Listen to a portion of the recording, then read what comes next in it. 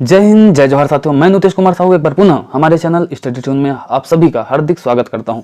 तो प्यारे साथियों, हमारे चैनल के थ्रू आपको मानसिक योग्यता, हिंदी, सामान्य ज्ञान, शैक्षिक अभिरुचि और इंग्लिश, इन सभी के वीडियोस प्रोवाइड किए जा रहे हैं। इन सभी के वीडियोस को देखने के लिए आप सीधे ही डिस्क्रिप्शन बॉक्स खोल के देख सकते हैं। वहाँ पर मैं लिंक दे दूंगा आपको। लिंक के माध्यम से आप सीधे वीडियो तक पहुँच के वीडियो का आनंद ले सकते हैं। तो प्यारे साथियों, एक श्रृंखला और पुनः शुरू करने जा रहे हैं। देखिए, प्रीवियस क्वेश्चन तो बन रहे हैं शिक्षा की अभिरुचि के, अब महत्वपूर्ण क्वेश्चंस की सीरीज ला के दे रहे हैं आपको। प्रत्येक वीडियो आएगा, उसमें 15 बहुत ही इंपॉर्टेंट क्वेश्चन जो आपके एग्जाम के पॉइंट ऑफ व्यू से बहुत ज्यादा इंपॉर्टेंट है, ऐसे क्वेश्चन को हम शामिल करने वाले हैं। तो प्यारे साथियों, तैयार हो जाइए पार्ट दर पार्ट वीडियो देखने के लिए, है ना। प्रत्येक पार्ट में आएगा, हर पार्ट को आप देखेंगे, मुझे आशा और विश्वास है। तो चलिए साथियों, शुरू करते हैं आज का यह धमाकेदार वीडियो।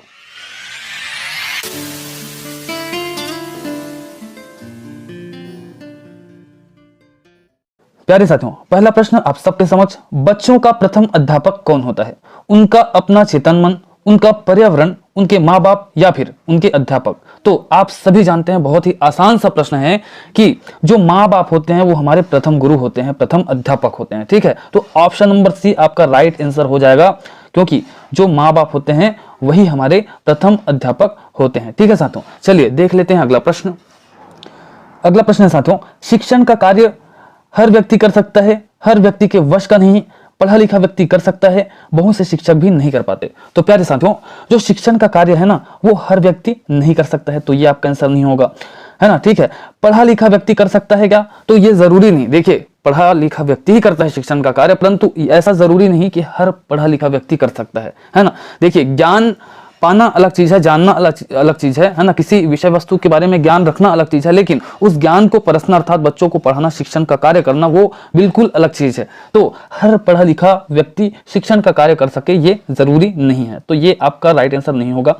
बहुत से शिक्षक भी नहीं कर पाते। तो देखिए, कई शिक्षक ऐसे होते हैं जो जॉब तो लग जाते हैं, शिक्षक बन जाते हैं, परंतु ये जरूरी नहीं कि वह भी, मतलब प्रत्येक शिक्षक जो है शिक्षण का कार्य अच्छे तरीके से कर पाए, तो ये भी आपका राइट आंसर नहीं होगा। तो बचा कौन? Option number B.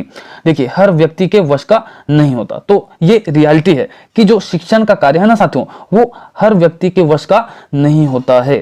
ठीक है, चलिए देख लेते हैं अगला प्रश्न साथियों। अगला प्रश्न साथियों, सीखने का मुख्य तत्व आपको बताना है। सीखने की इच्छा है, या अनुकूल परिवेश है, या फिर प्रेरणा है, या फिर ये सभी? तो भैया, सीखने के मुख्य तत्व में सबसे पहला चीज यही होता है, सीखने की इच्छा। यदि सीखने की इच्छा है तभी हम सीख सकते हैं। ठीक है, अनुकूल परिवेश होना चाहिए, क्योंकि यदि प्रतिकूल परिवेश है तो उसमें हमारा माइंड जो है वो ध्यान में, मतलब जो ध्यान है वो नहीं लगेगा सीखने में। ठीक है, तो अनुकूल परिवेश का होना अति आवश्यक है। प्रेरणा, और भाई हम सीखेंगे तो प्रेरणा होना आवश्यक है, या तो स्व प्रेरित हो, खुद से प्रेरित हो, या कोई अन्य हमें प्रेरित करे सीखने के लिए। तो सीखने के लिए मुख्य तत्व प्रेरणा भी है। तो आपका ए, बी, सी ये तीनों सीखने के मुख्य तत्व हैं। तो ऑप्शन नंबर डी आपका राइट आंसर हो जाएगा, ये सभी। ठीक है साथियों, ओके, चलिए देख लेते हैं अगला प्रश्न। अगला प्रश्न है साथियों, अच्छे शिक्षक को किसका ज्ञान होना चाहिए? शिक्षा मनोविज्ञान का, बाल मनोविज्ञान का, व्यवहारिक विज्ञान का, या फिर ये सभी? तो प्यारे साथियों, एक अच्छे शिक्षक को शिक्षा मनोविज्ञान का भी ज्ञान होना चाहिए, बाल मनोविज्ञान का भी ज्ञान होना चाहिए, और व्यवहारिक मनोविज्ञान का भी ज्ञान होना चाहिए। तो राइट आंसर आपका हो जाएगा ऑप्शन नंबर डी, ये सभी। ठीक है साथियों, चलिए, तो ये आपका राइट आंसर हो जाएगा। देख लेते हैं अगला प्रश्न। अगला प्रश्न है साथियों, डेवी के अनुसार शिक्षा एक क्या है? सामाजिक आवश्यकता है, व्यक्तिक आवश्यकता है, या फिर मनोवैज्ञानिक आवश्यकता है, या फिर सैद्धांतिक आवश्यकता है? तो शिक्षा एक मनोवैज्ञानिक चीज है, तो ये मनोवैज्ञानिक आवश्यकता हो जाएगा साथियों। ऑप्शन नंबर सी आपका राइट आंसर हो जाएगा। चलिए देख लेते हैं अगला प्रश्न साथियों। अगला प्रश्न है साथियों, खेल के माध्यम से शिक्षा मनोवैज्ञानिक है, या फिर अमनोवैज्ञानिक है, या फिर रचनात्मक प्रवृत्ति को दबाती है, या फिर समूह प्रवृत्ति को दबाती है? तो समूह प्रवृत्ति को दबाती है, ये बिल्कुल गलत है ना, खेल के संबंध में। या ये रचनात्मक प्रवृत्ति को दबाती है, ये भी गलत है आपका। और ये अमनोवैज्ञानिक है, ये भी गलत है। ये आपका राइट आंसर हो जाएगा ऑप्शन नंबर ए, मनोवैज्ञानिक है। क्योंकि जब हम खेल को शामिल करते हैं शिक्षा में, तो आपने देखा होगा, यदि बच्चा खेलते खेलते सीखेगा ना, तो जो भी विषय वस्तु है या जो भी ज्ञान है वो बहुत जल्दी से सीखेगा, और वह ज्ञान जो है, जो सीखा हुआ ज्ञान है, वो बहुत ज्यादा स्थायी होता है। ठीक है, तो ये मन से ही रिलेट करता है, मन से ही संबंध रखता है साथियों, है ना।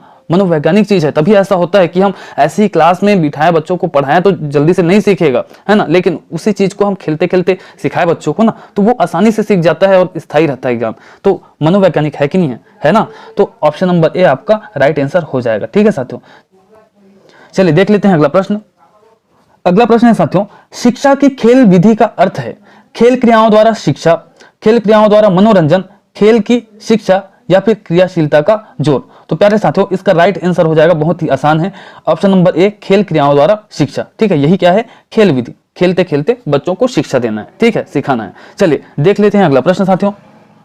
अगला प्रश्न है, पाठ योजना तभी सही बन सकेगी जब शिक्षक को छात्रों के पूर्व ज्ञान का पता हो, विभिन्न शिक्षण विधियों का ज्ञान हो, या शिक्षण सिद्धांतों का ज्ञान हो, या फिर ये सभी। तो पाठ योजना तभी सही बनेगी साथियों जब शिक्षक को छात्रों के पूर्व ज्ञान का पता हो, विभिन्न शिक्षण विधियों का ज्ञान हो और शिक्षण सिद्धांतों का ज्ञान हो। तो राइट आंसर क्या हो जाएगा आपका, ऑप्शन नंबर डी, ये सभी। ठीक है साथियों, क्या हो जाएगा, ऑप्शन नंबर डी, ये सभी। चलिए देख लेते हैं अगला प्रश्न।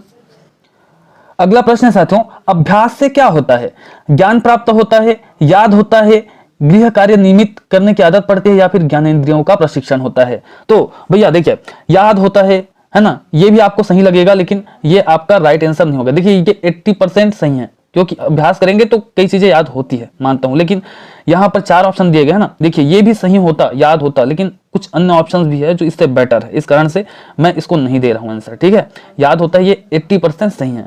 ओके, गृह कार्य नियमित करने की आदत पड़ती है, तो ये भी लगभग आपका 50% सही है ना, लेकिन ये आपका आंसर नहीं होगा क्योंकि अन्य ऑप्शंस बेटर हैं। देखते हैं, ज्ञान प्राप्त होता है, तो ये भी होता है आपका 95%, ये ऑप्शन सही है बिल्कुल, ठीक है, लेकिन ये भी हमारा नहीं होगा, क्योंकि देखिए अभ्यास से क्या है, जैसे कि योगाभ्यास, योग करते हैं ना, योगाभ्यास से शरीर का क्या होता है, प्रशिक्षण होता है। ठीक उसी प्रकार से जब आप अभ्यास करते हैं, चाहे मैथ्स का अभ्यास करें, चाहे साइंस का अभ्यास करें, कोई भी विषय वस्तु का अभ्यास करते हैं, तो आपके ज्ञानेंद्रियों का प्रशिक्षण होता है। ठीक है, क्या होता है, ज्ञानेंद्रियों का प्रशिक्षण होता है। तो ऑप्शन नंबर बी आपका राइट आंसर हो जाएगा साथियों। ठीक है, चलिए देख लेते हैं अगला प्रश्न।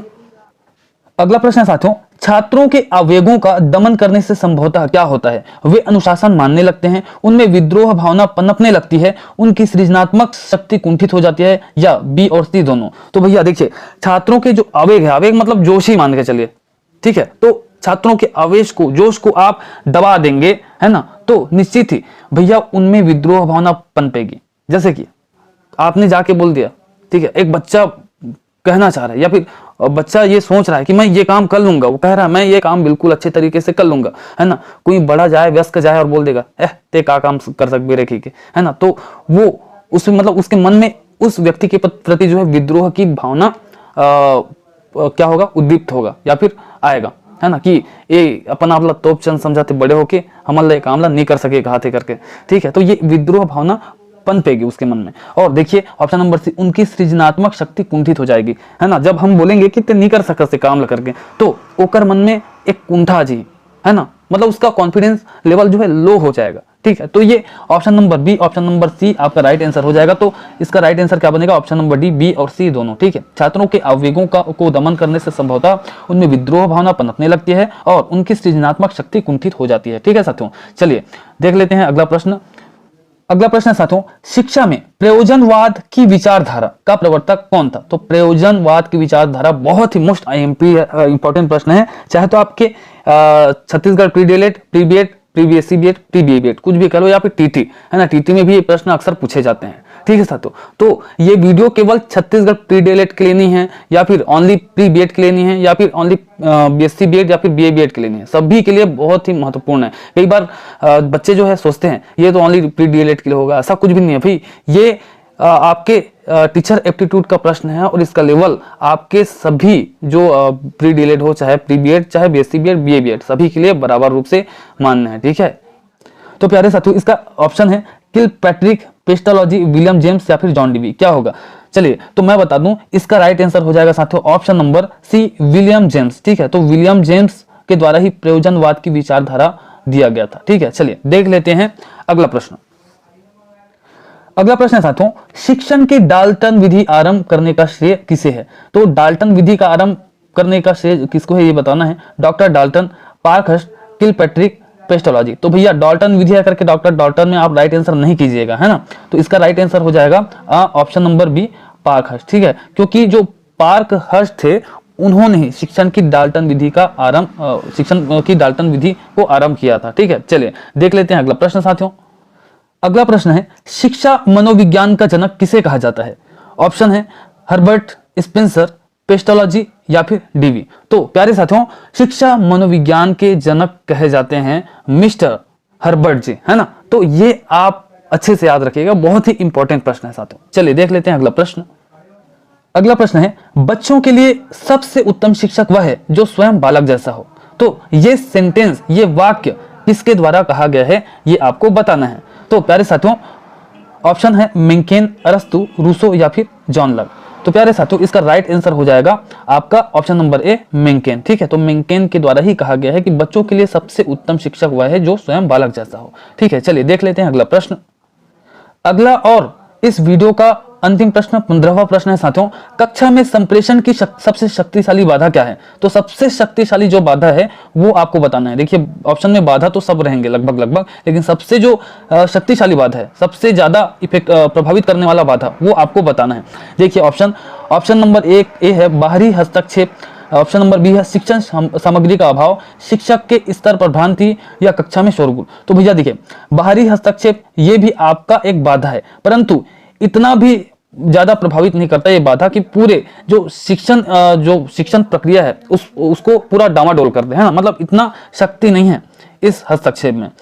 शिक्षण सामग्री का अभाव, तो ये भी एक बाधा है, परंतु इसमें भी उतना दम नहीं है कि जो शिक्षण प्रक्रिया है उसको ज्यादा प्रभावित कर सके, है ना। और उसी प्रकार कक्षा में शोरगुल, देखिए कक्षा में शोरगुल हो रहा है फिर भी आप पढ़ा ही सकते हैं, है ना। मतलब जो शिक्षण प्रक्रिया है उसको एकदम ज्यादा प्रभावित नहीं करता, तो ये भी एक बाधा है, लेकिन ये आपका राइट आंसर नहीं होगा क्योंकि आपको शक्तिशाली बाधा चुनना है। तो बच गया कौन? Option number C. तो ऑप्शन नंबर सी ही आपका राइट आंसर हो जाएगा, क्योंकि शिक्षक यदि मान लो भोकवा निकल गया, आपके काम चोर, आलसी, जो भी निकम्मा जो भी कह लो वो निकल गए, तो सीधा शिक्षण प्रक्रिया ही चौपट हो जाएगी। तो सबसे ज्यादा बाधा क्या है? शिक्षक के स्तर पर भ्रांति। ठीक है साथियों, चलिए तो ये आपका राइट आंसर हो जाएगा।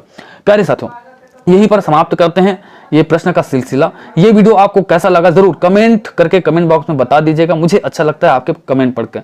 वीडियो अच्छा लगा हो तो बिल्कुल वीडियो को लाइक कर सकते हैं।